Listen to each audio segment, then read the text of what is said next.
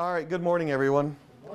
My name's Mike Darrow. I work obviously with the state police out at the New Tri-City Post. A little bit about me: I've been a police officer for probably almost 29 years. I started out as an MP in the United States Army. I was in the Army from '86 to '92. After that, I worked for a PD for a little while in South Carolina. Recently, I guess here in Bay City, it actually received a lot of notoriety. There's a young man that actually worked for the police department there that was just killed in a motorcycle crash. I actually worked for that same police department when I got out of the military. And then I went to work for the South Carolina Highway Patrol, and since then I've transferred back 15 years ago to Michigan. Mackinac City is my hometown. My father was actually a state trooper, and my brother is currently also a state trooper and works out of our district headquarters in Flint. So what I'm going to talk to you about today is just some of the trending scams and schemes and some of the fraud that's going on in, well, just not basically here in the Tri-City area, but across the country. Let's see if this can work. Oh, so this financial fraud is one of the most common and underreported abuses because nobody wants to admit that, hey, I got ripped off. So it's hard to say that I've been scammed. So what we're trying to do is put this out there, let everybody know that it's okay. We need someone to step forward to let us know what's going on. Even though a lot of these scams and frauds end up going back overseas, there are still ones that are being done here locally in this country. And if we can find them and get after them and shut them down, that just takes somebody off the street and reduces the amount of fraud. Today we're going to talk about the top 10 scams that are going on. The home improvement scam, the debt relief fraud, funeral frauds, reverse mortgage, investment, telemarketing, internet, lottery, phony government scams, and the grandparent scam. Home improvement. Has anybody had anybody just come up and knock on their doors before saying, hey, you know, I've got this left over, or, you know, I see your house needs this done or whatever. And hopefully, did anybody go with them? Did you pay for services to have done what they said needed to be done? Well, that's a good thing, because most of the time those are what we call our gypsy or Ponzi scams, where they're just, what they do is they come in, they tell you, hey, you know, I can do this for X amount of dollars because I have leftover material from another job. They get started on the job, they get about halfway through, and then they're like, well, I miscalculated, now I need another $4,000 and we'll finish the job for you. Or they just don't finish the job. They take what money they got from you and they run, and then you're stuck with a half-finished job. This is a news article I want to show you. County woman is the latest victim in a home improvement scam. WLKY's Drew Douglas joins us with the latest case to come forward. Drew, what happened? Vicki, Bullitt County Detective Scotty McGahey says 52-year-old James Boswell Sr. is at it again. Authorities say this time he scammed an elderly Brooks woman by charging her thousands for a shoddy paving job. And he didn't pour it right or something. I don't know exactly what they did do to make it look this bad. 74-year-old Helen Troutwine paid $7,500 for her driveway to be paved. She says this man introduced himself as Larry Smith. Authorities say his name is really James Boswell Sr. And he followed me in the driveway. Troutwine says Boswell told her he had asphalt left over from a job and needed to get rid of it. She says she signed papers because she felt pressured. Before she knew it, a group of workers started on her driveway. I just went in the house. I didn't know what to do. I was scared. So I didn't do nothing. I just went in the house and stayed there. Troutwine says Boswell came back later and pressed her for $2,000 more for a sealant she says he never applied. During that exchange, Troutwine says Boswell entered her home and demanded to know how much money she had in her bank account. She never had to pay the $2,000, but she lost something much more important. I'm scared he's coming back at night, because this was after dark when he come that time. I don't go to bed till way up in the night, because I try to stay up as long as I can until it gets closer to daylight. Troutwine says she waited over 6 months to come forward because she was scared if she told anyone, she thought someone would come after her. She says she's going on television to help catch the suspect. I want my money back, first thing, and I want him put in jail so he can't do anybody else. Boswell has a warrant out for his arrest in Bullitt County for knowingly exploiting an adult. Detective McGahey says Boswell also has 4 cases pending in Jefferson County and 1 in Clark County for similar charges. Drew Douglas, WLKY News. Out of Kentucky, but every spring and every summer, that's a very popular scam here in Bay County and Saginaw. That happens all the time. So that's just something to keep an eye on. If somebody comes to your door promising you they're going to repave your driveway for whatever amount of money, more than likely just no. Everybody needs to say no. Or if it's something you're considering, maybe your driveway really does, get a business card from them, get a phone number from them, get a second quote, get somebody else to give you another quote on maybe what it would really cost to do your driveway. And in the meantime, you can call the police. If you have questions, if you think they're a scam, say, hey, look, this guy's coming out to my house, he's pressuring me, he's giving me all this, these facts, or he's harassing me. Is this guy a scam artist? And, we can look it up, see if we've had prior run-ins with them, and hopefully give you some good advice to avoid being taken by them. Unfortunately, the problem you run into, like this lady said, her main focus was that she wanted her money back. Usually, the chances of that are happening once the money's gone, it's gone. And we really have a hard time getting the money back. Every now and then there's a good story out there where you can retrieve some of it. I've seen some fraud cases where if we get the case soon enough, they've actually been able to go in and seize bank records and freeze accounts. So we are able to get some of the money back. But a lot of times, once it's gone, it's gone. Just some resources. Debt relief. With today's economy and a lot of people wanting to charge things and credit cards, and we just seems like, everybody's in debt a lot. Maybe not so much us older people, because we understand financial responsibility and not like some of the younger kids. But this still is a big problem with financial debt counseling. There's people that'll call out there and they'll tell you and they promise you that, hey, you're paying $500-600 a month in debt. If you come with me, I can get your debt collectors down to $250 a month, which sounds good. I mean, that's a huge reduction in your monthly output. But the problem is they're not really true debt relief managers, and they end up just taking your $250 and they never contact your creditors, and then your creditors come looking for you because now you have missed payments. Those are some of the tips on how to avoid them. Always read your monthly statements promptly. Call around the Better Business Bureau on a lot of this stuff, especially dealing with financial. You can call them and they can tell you a lot about a company. How many people in here have internet access at home? So you can get on like the Better Business Bureau's website. You can maybe plug in the name of the company or the person to see whether or not they're legitimately a company that would help you. What to do if you've been a victim of a debt relief? Of course, stop all your payments. Go to your bank. Stop paying the guy that defrauded you.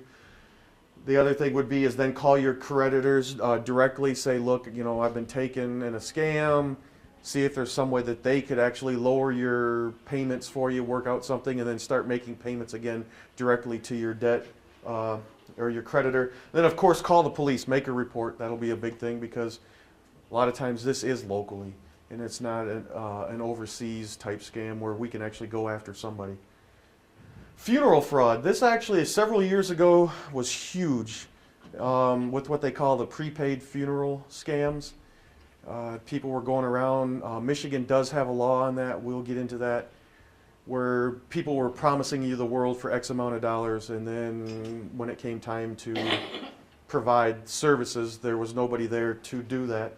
We actually have a quick article right here we'll show you.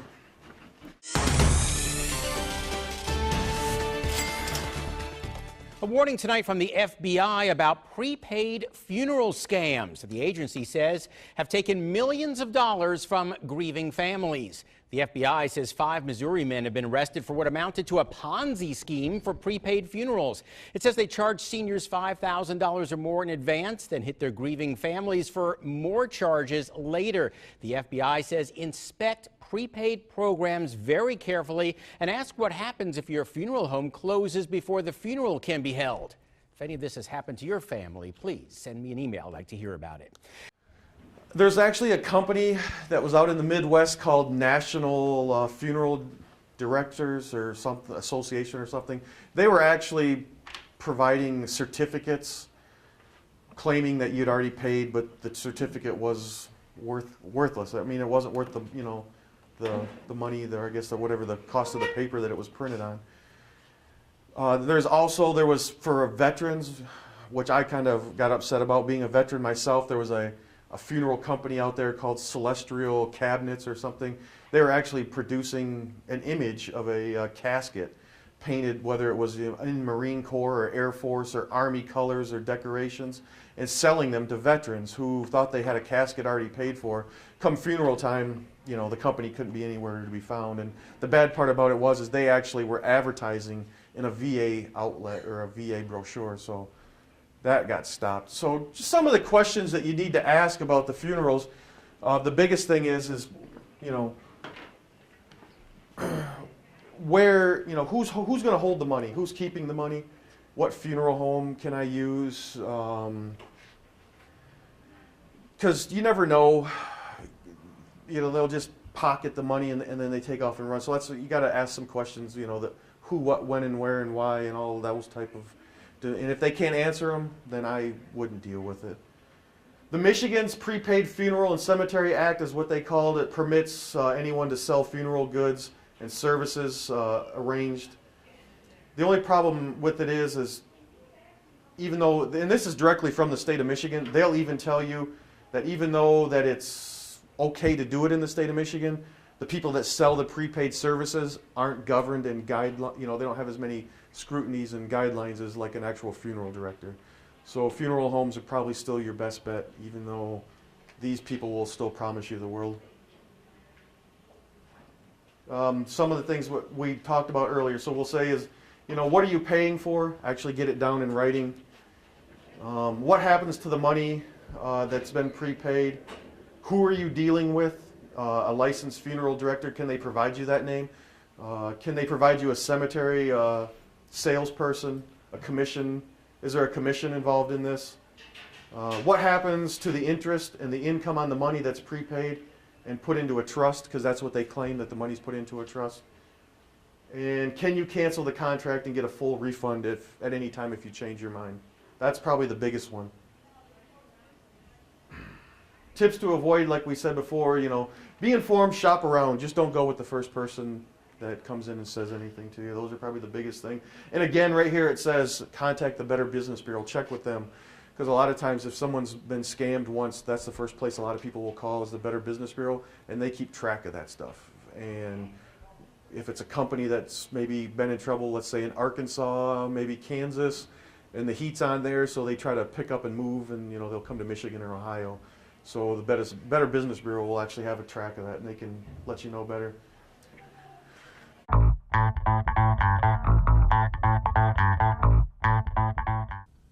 After years of mortgage payments, you finally own your own home.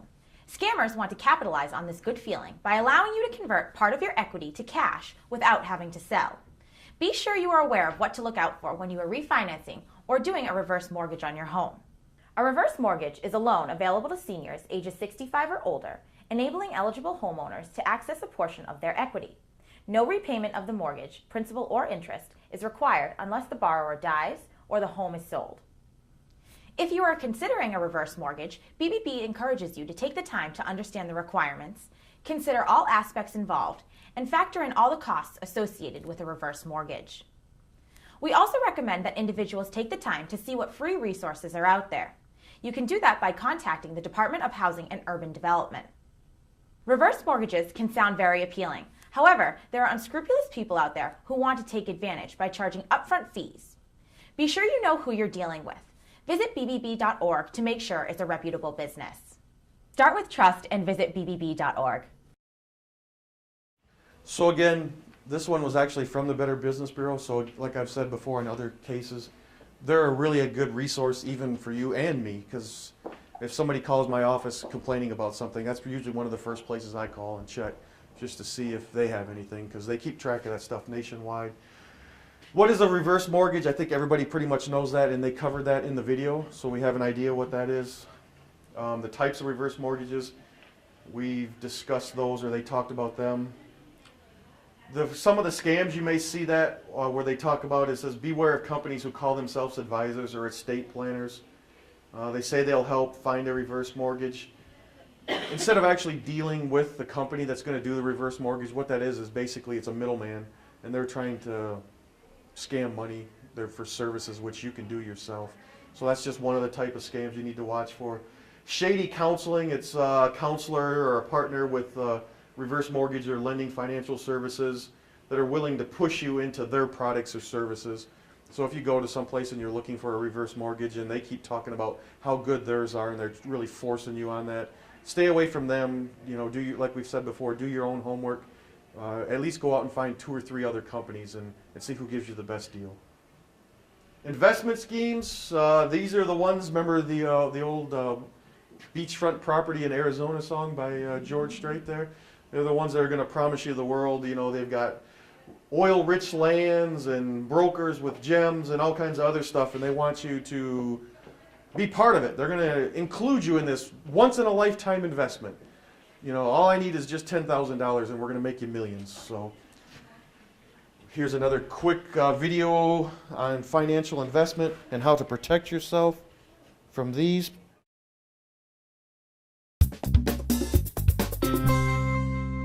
How to spot the 5 persuasion tactics used in investment fraud.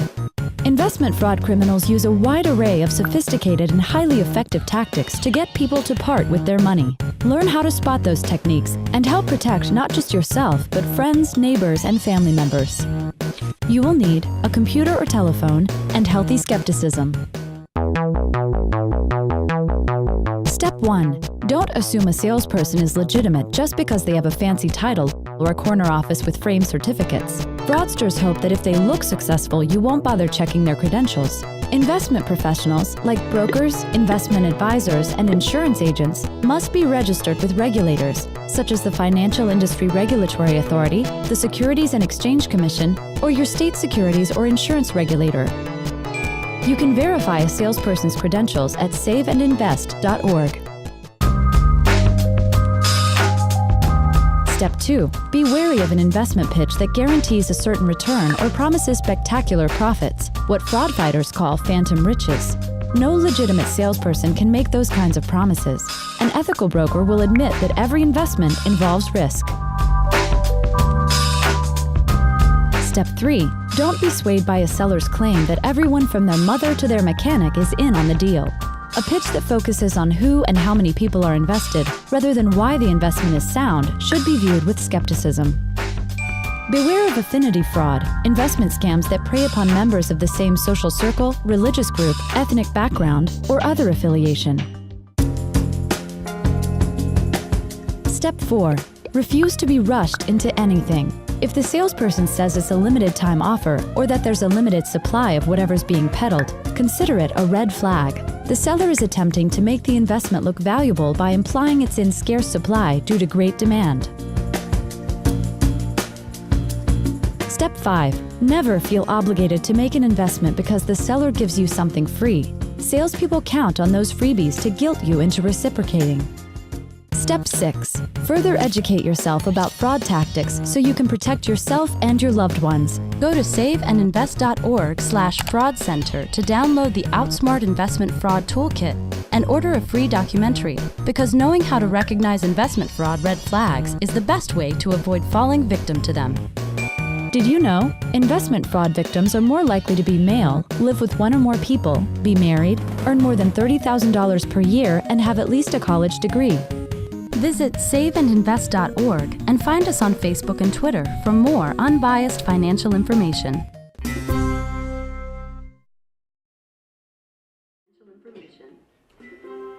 Well, I heard somebody mention it, the ones that sound too good to be true. That's exactly what that is, the ones that make your hair stand up on the back of your neck. And they talked about the biggest thing again, we've talked about this on several other of the scams and the frauds, is the pressure. The pressure. They want to keep that pressure on you to make an instant, quick, split decision. Like, you don't have to. It's your money. You do what you want with it. Take the time to look it up. Again, go to the Better Business Bureau. You can go to www.michigan.gov. They talked about people that have to be regulated. The insurance company and the other people. We have that same laws here in the state of Michigan. So you can go there and look those up, and there's actually a link to there on the website that will tell you who's actually insured and who's actually licensed to do what in the state of Michigan. Telemarketing scams, cold calls, direct mail. You get a lot of that stuff in your mail, and can also be seen on TV, newspaper articles, and magazines that we get. This is another popular scam that I think will be pretty familiar with everybody, because this one's been around a while, but you'll be surprised how many people still fall for it. Oh, this is Your target, the seniors. Your weapon, the phone. Hello. Your objective, their bank accounts. Easy, as long as you got a new MO ready to go. Yeah, like when I'm talking to the active seniors. Sometimes I'm a tennis pro, sometimes a golf pro. What about when they say they're on the do not call list? Just tell them we're the good telemarketers. We're calling to see if the do not call list is working. Hello. Hey, seniors have had their identity long enough. McGruff, the crime dog here. Huh? It's hang-up time, folks. With my booklet, seniors will know what to say to make you crooks go away. Look. I want what? Mail me the information. Well, if you can't mail me the information, then I can't talk to you. Get my free brochure and learn what to say to make unscrupulous telemarketers go away. You're not being rude. You're being shrewd. Yeah. How many of you that get them are on the do not call list, but you still get them? Okay. A lot, which people don't realize is that do not call list is only good for 5 years. So you need to call back and get your name and phone number and stuff put back on that list, because they'll take you off that list at the end of 5 years. So if it's been more than 5 years, then call them back and get your names put back on that do not call list. What if it's before that? What's that, sir? What if it's before that? What was before well, what? okay, you get off the no-call list, Yep. and you get it back on within years of calling you already. Well, Not even 5 years. You know they We get a shouldn't be. lot of them. Yeah, they shouldn't be, especially if you're on the do not call list. What I would do is just jot down the name of the company and who they say they're calling from, Well, and they then just give you a number to call out of one. yeah. You know. And you could try to report them. I would try calling. Actually, we're going to go over the do not call list again here in a little bit. But I would call back with the do not call list people and just verify that your info is on there, that way they don't have access to it. They shouldn't be calling you. Is it on a home phone or a I get them cell? on both phones. Is it? Okay. I even get them on my cell phone. I can't believe it, but I do. Yeah. You know, at first, cell phones, they weren't allowed to call cell phones, but telemarketers got the lobbyists to do whatever, and they changed those laws. So, you know, a few years ago, they included cell phones into that, because a lot of people... I know as soon as I get it, I know it's, you know, and I just, a lot of times I just hang up on them. That's the best thing to do, is just hang up. Because if it's not something you want, if it's an unsolicited phone call, just hang up. Yes, ma'am? What number do you call for to get on that? Do you know? I have that, and we'll go over it. It's going to be here towards the end, okay? There was a number, a phone 800 number on there that I didn't get the last part of it. On the video? Yeah. Oh, that was for the McGruff. Huh? That was that prevention. Oh, yes, that was for the national. Did you want that number? I'll get that. We'll get that to you later then, okay? I'll look that up for you. Internet fraud. This seems to be a big thing, especially for me even. I mean, it's just, I didn't grow up with the internet. This is something new over the last 10 or 15 years for me, and now everything I do is on the internet. In fact, my car has its own computer in the car, so everything I do at work is on the internet. So it's coming, and if you're not familiar with it, it's something that's hard to deal with. And they have something out there that's called phishing. Instead of F-I-H, it's P-H-I-S-H-I-N-G. And what they do is they reach out to you through emails or other ways to try to scam you out of your credit cards and your personal information, and it's called phishing. I got a little video that will show you how that works, and we'll talk about the different ways to protect yourself on those. Again, how many people in here have internet access? Okay, so you have an email account, so you get emails. This will pertain to the phishing part of it with emails.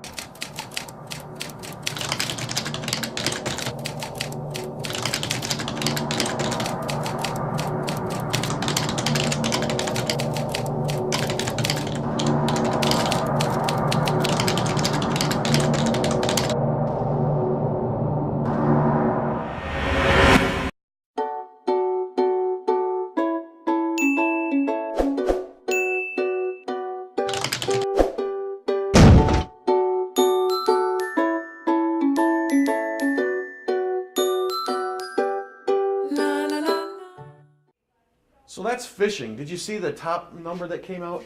800 million emails that are sent out like that every day. 16 million of them make it through whatever different filters we have on our computers, whether it's, you know, some kind of antivirus or something. And there was 900 and some thousand of them, I think, that they said are opened, so people actually read them. What it is when you open that email, it gives you a link, and it's maybe to a bank, or maybe it's something that says Capital One. So I don't know how many people have a Capital One credit card, but that's a pretty popular credit card. And it's asking you to update your information or whatever, and it says go to the link listed below. So you go to that link and you click on it, but what it really does is it doesn't send you to Capital One. It sends you to a malware or a, you know, some crooked link where some guy or woman's sitting out there, and then they collect all your personal information, like your social security numbers, your credit cards, your bank accounts, and things like that. Never open those or never answer those, because if it's really Capital One or whoever your credit card is, they're not going to ask you for that type of information just in an email. And they're definitely not going to send you a link to click on. Go to whatever www.whatever, you know, Capital One, let's say, .com, and log in. Most of the time when you log directly into your credit card, if they need information updated, you'll get like a little pop-up, and it'll tell you to please update your information. Then that one's legit, but they'll never do it from an email. Or if you have to, pick up the phone and call the credit card company or call your bank and say, hey, are you needing further information on my accounts? Never, ever go to a link. Because if you actually receive an email like that, if you don't click on it, but if you actually hover like your little cursor arrow over that link, it'll actually pop up the actual address of where it's going. And it's not going to, if you go to chemical banks, let's say you have chemical bank accounts, it's not going to go to www.chemicalbank. It's going to go to wearetheworld.com or whatever, you know, and those people there are going to collect all your information and take all your money. So just avoid those. Lottery and sweepstakes scams. How many people have heard of these, or they've known somebody that's been, you know, caught up in these? That these are huge. You would think as many years as these have been out there and how many people have been scammed by these, that people wouldn't fall for this. But everybody falls for this. I mean, right now it's a hard economy. It doesn't matter how old you are. Everybody in all walks of life are falling for these because of the fact that, to them they look at it as it's easy money. But you go back and think about it. If somebody comes to you and says, look, you've just won the Nigerian lottery, how many people in here has played the Nigerian lottery, first of all?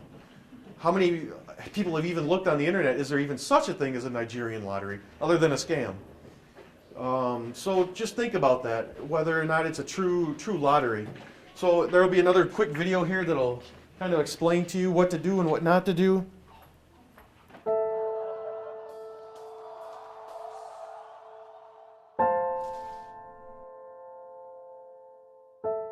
Congratulations, you are a lottery winner. To collect your prize, please wire your $3,000 processing fee immediately. Be cautious of financial scams. If you're asked to exchange money for winnings, you are likely the target of a scam. And never wire money.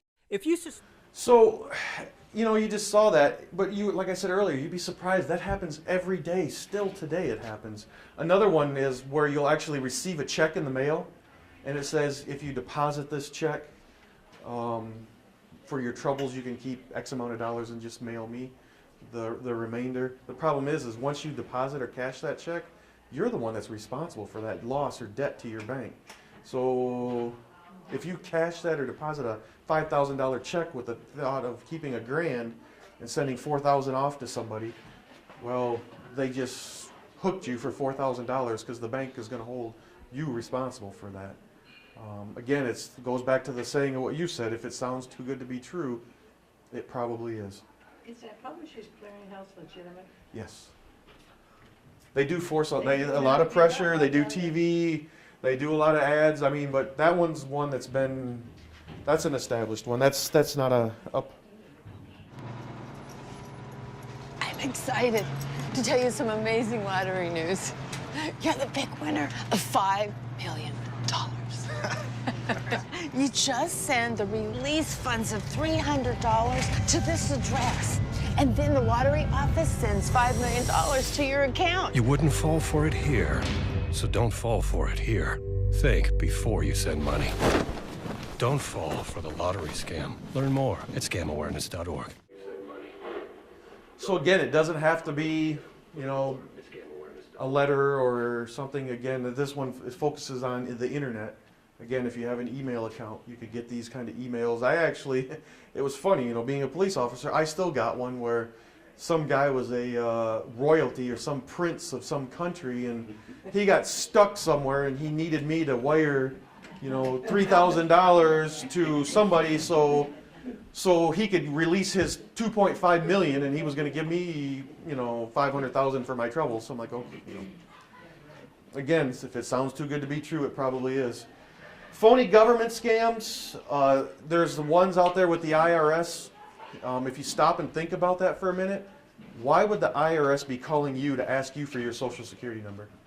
If there's an agency in this country that would probably have your Social Security number, wouldn't it be the IRS? I mean, they've taken enough money from us over the years that pretty sure they know how to get it. Another one that there's out there right now is the Federal Trade Commission. You're getting a phone call or a letter from somebody pretending to be the Federal Trade Commission, and they're giving you a claims number. And then they give you a website to go to. Again, that's a phishing scam, because you go to the website and it's not really the Federal Trade Commission, and you plug in this phony ID number, and then they end up just going after you and collecting your credit cards and your information, and then you end up, all of a sudden, 2 days later, you get this big bill for $40,000 for some fancy trip to the Caribbean that you don't remember taking. So, the grandparent scam. This one actually happens a lot. It actually happened really close to home here in the state of Michigan. Anybody remember, I guess, when was it? 5 or 6 years ago, the Red Wings were in the Stanley Cup playoffs against the Vancouver Canucks up in Calgary. And there was a lady here locally that actually got a phone call from some guy claiming to be her grandson, and he got arrested while he was attending the Stanley Cup playoffs for drunk driving, and he needed $1,200 for bail money. So again, it's a scam. Nothing wrong, grandson was at home. If you get those kind of calls, get a phone number. Say, well, let me call you right back. Get a phone number and then call the grandson. See if he's really there. Another thing to do is when you answer the phone, and I got a video that's going to show you how he works or how they work, they're going to just say, Grandma, Grandma, or Grandpa. Don't say Johnny or Jimmy or whoever, because that's what they're looking for. They're looking for you to give them the name of the grandson or granddaughter, and then they run with it from there. I got that 2 years ago. Did you? Yeah, my grandson was in this accident, he needed money, blah, blah, blah. I went right along with it because I knew it was a scam. Okay. And I was scamming him. Yeah. For a whole weekend. Yeah, and they kept calling for a whole weekend. Yes. No, there you go. The pressure. I mean, they'll keep, if they think they got you, they're going to keep calling. So, it's a hard thing to do. Even for me, it's hard to just want to hang up on somebody because it's not in your nature. You want to be polite, but that's the big key is just hang up. We got hit by that too for my daughter, and they had a picture of her even on the internet. Well, we didn't go for it because we made a few phone calls. Well, you did the right thing, and then you're probably telling yourself, how did they get a picture of my daughter? Right. Well, my daughter didn't even know the picture was on there either. Well, let me ask you this. Does your daughter have Facebook? Yeah. There you go. She does. There you go. Any kind of social media that's out there, once she posts a picture of herself to Facebook, anybody can go out and take it and just capture it off the internet. It's on the internet. Right. So, I mean, Facebook has different things they use to try to block stuff like that so it's not released. But you could still Google, if you had internet access, you could go on and just Google your daughter's name and hit images, and I guarantee you'll be surprised at how many images of her pops up. We was at the Outback one time, and some people at the bar, sitting at the bar, took our picture for some reason. Yeah. I was very upset about it, but somebody told me you can't drink and you're in a public place. Yeah, and that's a problem. I said, he just took our picture. You could see the red dot. But there was nobody in between you, or No, they just. no.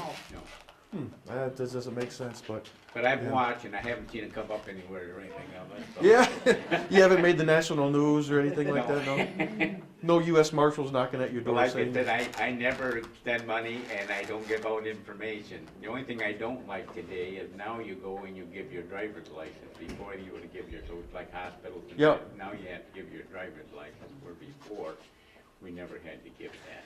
You know, there's concern, and I understand that, but you know, as a medical field, and it's kind of like me. You know, I would hope that you would trust. I would hope you would be able to trust me that if I had that information, I'm going to protect it, or at least the state of Michigan is going to do everything within their power to protect it. So I guess with a hospital being a service provider too, that we all depend on, you're hoping that that they would be able to protect that. You guys getting it because you'll have it anyway. Right. You know what I'm saying? You get a driver's license, you got, you know. But a hospital, I didn't even know why they would need it, you know. Well, evidently they were afraid you weren't going to pay your bill, so they were looking for other ways to track you down. So yeah, they've changed some of the new HIPAA laws. So this will be an example of a telemarketing scam, and it sounds like several of you had this happen. So, and you've all done the right thing.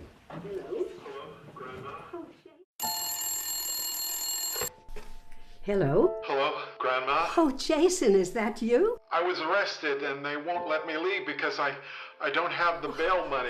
Jason, this doesn't sound like you. It's me, Jason. Just wire $10,000. You're not Jason. Always be cautious of financial scams. The person on the other end of the line might not be who you think they are, and never wire money. So it sounds like what she did was what some of you've also done, you know, where you hang up, or I guess, or you played along with their game and just drug it out for a whole weekend. So, I mean, if you had nothing else better to do, I guess the enjoyment of returning it on them, you know, that's good to do. So there's actually a video of that, which I didn't include in this, but it's basically the same thing where somebody spent the entire weekend reversing the scam on them, and they just, you know, they played games with them. Because they had just told us like 2 weeks before this happened here at the community center that this was going on. Yeah. So I thought, oh, I'm going to play along with this and I'm going to scam them.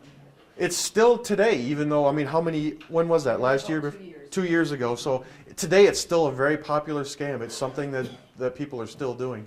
So, but like I said, in the video that I have, another video where they did the same thing that you did, you know, they would call the person back and, no, I'm writing out the check. What was your name? You know, and it was a Jamaican guy, and you could hear his voice in the background. He was trying to say Michael James, and the other guy's like, "Did you say Michael Jackson?" You know, and they kept playing the game with him. So,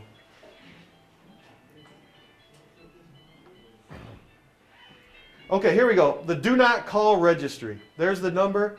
It's 1-800, or actually it's 1-888-382-1222.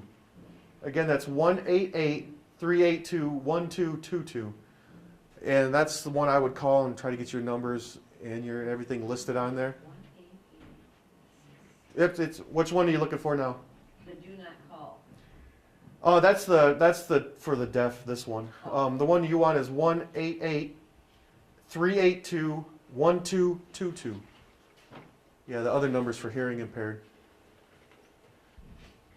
The Federal Trade Commission, if you ever have a problem with maybe like a business that's calling you, it's not an up and up business, you could always call them. That's a 202 number, 326-2222. You know, there's this Rachel from Credit Card Services, and she calls at least twice a week for a couple of years already. And I called the bank and they said we're getting a lot of complaints on it. Well, they don't know what to do either. I don't know why she can't be stopped. Credit cards, that's just the name of the business? Yeah, just saying our credit card's okay. I don't know what they do because Just saying your credit card's okay. And do you... Because most time I pay mine off. Right, but do you pay for some kind of identity theft or protection on the credit cards? I just get gas on, so I get on. I don't understand then why you'd be getting a call from them. it's fake, you know it's fake. I pressed the one time to try and ask them, please take me off your calling list. They just hung up on me. Yeah. And I usually do that because for a while they had driveaways and the tenants were keeping the money. Yep. You know, I'm sure you heard of that because it was in Bay City for a while. So. What I would do then is on that one is I would get a hold of the Federal Trade Commission, because you're talking about some kind of, somebody acting as a business, and then or the Better Business Bureau, But I and never try to give put them. information out. They should have all that information. Yes, they should. I mean, exactly. That's it. Most credit card companies should have your information. There should be no reason for them to call you and ask for it. Now, they may send you a letter and asking for information to be updated, and then you can call them yourself and update it, but there's no reason for an unsolicited phone call from any financial institution asking you for updated information. You remember a few years back, they would offer you a free dinner, and then they'd give this lecture about buying land and... Yep. Okay, well, my ex-husband got roped into that. And, oh yeah, buy this land, blah, blah, it's gonna be developed and everything. So we were out in Arizona, and we decided we'll go out and take a look at it. It was desert, Okay, yep. So, yeah. Again, and again, that goes back to the telemarketing and the different type investment schemes. And that's really, unfortunately, I hate to say it, but they're preying off of what people would call timeshares. They know there's a lot of legitimate type timeshares out there, but they're taking advantage of that style of setup. So they're preying on people kind of like that. Credit bureau, everybody should know their different credit cards or credit bureaus, the people that actually keep our scores. Everybody knows you're allowed to get a copy of that. Actually, they tell you it's one time a year, but really it's 3 times a year, because it's one from each company that you're allowed. So it'd be 3 different ones. Legal Services of Eastern Michigan. It's a nonprofit organization here in the state of Michigan. There are some guidelines that you have to meet for as far as being 125% below the poverty guidelines. It's a free legal service here in the state of Michigan, or actually I should say within this 14 county area, which covers Bay County, and they can provide legal services for people under certain guidelines, like property disputes and other type situations. They have a number here. It's 1-800-322-4512. Some of the problems that Legal Services deals with of Eastern Michigan, it's public benefit problems, housing problems, family law problems, education, employment, and development. I guess, the family law problems would probably be wills and things like that for most of the seniors. Then there's also Lakeshore Legal Aid. They're also a nonprofit, but they don't have the stringent guidelines like the other one does. They also offer some services. I guess the big thing to remember is to avoid being taken by one of these scams is to always detect, deter, and defend yourself. If you have any problems, report 911. We've talked about the credit bureaus, the Federal Trade Commission, the Better Business Bureau as resources to check to see if these companies and different people are legitimate. Properly shred your stuff. I mean, everybody gets credit card statements at home. How many people just throw their credit card statements in the trash? Shred them, tear them up, cut them up, do something. Just don't throw the statement in the trash. Believe it or not, once you put your trash out at the street curb to be picked up by the recyclables, it's actually abandoned property. And anybody can just go through and take your trash, and there's nothing we can do about it. They can take it and go through it, and then they will actually do that. And that's a lot of times how they'll get credit card numbers and account information. And again, we've already talked about this several times. Don't give out your Social Security or Medicare numbers or banking information, like we said. And that's pretty popular right now. There is a scam going around with the IRS where people are calling and saying, I'm an agent with the IRS, and you owe X amount of dollars, or you end up going to go to jail. Well, first of all, the IRS isn't going to call and threaten you to throw you in jail. And second of all, if they're calling saying and asking for your Social Security number, we've already discussed it. The IRS doesn't need your Social Security number. If there's any agency in this country that doesn't need your Social Security number, it's the IRS. We've already talked about some of these. Again, it's the FBI, the U.S. Postal Service. They would be involved in any kind of mail scams. The FBI, maybe if it goes overseas. The Federal Trade Commission. And then this is the Michigan Attorney General's office. They actually have a Consumers Protection Division. So if you've been scammed via some kind of whether it's email or some kind of the Ponzi scheme where we talked about where they paid the lady ad to have her driveway paved, those type of complaints would be made to them. Was there any other questions? Quite a few along the way. Does anybody else have any questions? Yes, ma'am. This doesn't really have to do with fraud, but when I go to a new doctor, they always want my social security number. I don't give it to them. I don't know why would they need your social security number? I just don't give it to them. You know, the only reason I could think that why they want your social security number is they're going to try to collect money. I guess they think you're not going to pay your bills. I just don't see every reason, you know, I don't know how many hands that passes through. Oh, I agree. You know, I guess, right, and especially when they start asking for copies, a lot of places, especially a lot of doctors' offices, want to make copies of everything. So I know with the healthcare reform that they've had over the last couple of years, there's been a lot of changes, and there's even more changes coming with this new law. So I don't know if that's part of it. It could be. I don't know, but like we've said all day today, protect your social security number. It's a very valuable number. Very valuable number. A lot of thieves can't do anything unless they have your social security number, and once they get it, they can do a lot of damage. And don't carry a social security card in your purse. Nope, don't carry it. Leave it at home. Don't, because you never know if you're going to lose it. If you lose it, then it's out there. It's free game for whoever gets it. Aren't they going to take it off? Your Medicare card has it. That's your number. They have not changed that. You know, So yeah. whenever you go, I mean, to a doctor or wherever, you have to turn in your Medicare card, and there's your Social Security number. Well, there you go. There's your answer. Then why would they need your social security number if you turn in, you know, your Medicare card? A lot of insurance companies have changed. You know, they've taken it off. Right. Yeah. They just have a number or something. But the government hasn't. Huh?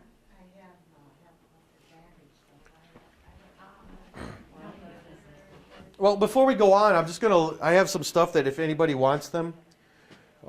These are personal medication records and emergency contact stuff. This is done by the state police. What it's designed for is you will put your allergies and medications that you take on the back, and on the front you can put your name and emergency contacts. What this does is if something ever happens, if you were in a car crash and it's just you in the car and myself or another emergency responder comes on scene, if we find this in your pocketbook or in your wallet somewhere, then we know, it helps identify us, and it gives us an emergency contact, somebody to call. And then on the back, like it said, it has all your medications and different allergies that you're allergic to. So if you are going to the hospital, we can give this to the medical personnel, and they can administer this right to the doctors, so they know how to. Why don't they put it on your driver's license? Well, I'll show you. See the size that is? Can you fold up your driver's license? So that's kind of big. But this is what we recommend is you just write this in pencil. So if your medications change, then you can change it right on the card. But this is just in addition to your driver's license. It would help if something was ever to happen to you, then we could pull it out and look and see that we need to call this person and let them know. And then the EMS personnel on the back would know what you're allergic to and what medications you're currently on, so they don't mix anything up. If anybody wants some of those, I'll leave those right up front. Also, right here, I know I use these at home because I have hard time sometimes opening, but these are jar grippers, so you can actually just use them to assist opening jars. So I'll leave these right up here if anybody wants some of those. And then I'm going to break down my equipment, and I will be around if anybody else has any other questions, or they can come ask me whatever you want about what's going on in Bay County. Before I do go, let me ask you this. Is there any other presentations, or would you like me to come back and talk about something else? I've had some people ask about coming and talking to other groups about driving, like laws and stuff as far as driving laws and how they pertain. I actually have a drive simulator too. Is there anything else, any other topics besides scams and frauds that anybody could think about? No? You are a legitimate state trooper, aren't you? Hold on. Oh, yeah, there's a car out in the driveway, so yeah. They issued him a gun. I think we're okay. Yeah. What do you do if you're like at a restaurant and you're going to pay with your credit card? Okay. And they take it with them. What do you do in that case? That's hard. There's nothing you can do. I mean, you got to pay for it, and That's a legitimate concern because that happens. In fact, we just, no, unfortunately, because most of the time they put those machines in behind where the food prep is done, so people aren't allowed back there unless you work there.